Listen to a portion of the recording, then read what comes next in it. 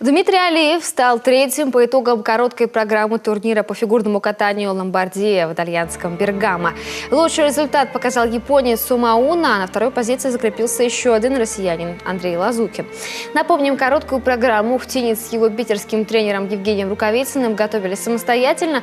Прокат получился красивым и эмоциональным. Это отметили и судьи, и сами зрители. И потому даже с одним падением Дима получил достаточно высокие баллы – 86,57. При этом реализовал ухтинские фигуристы новый для себя каскад – четверной сальхов, тройной тулуп. Раньше Дмитрий Алиев его никогда не исполнял на соревнованиях.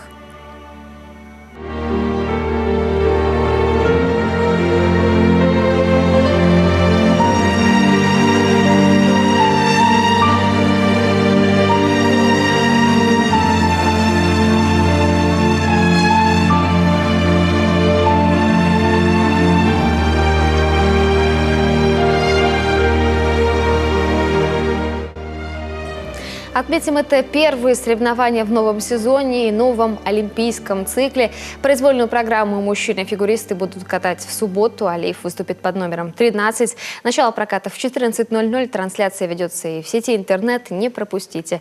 Болейте за Диму.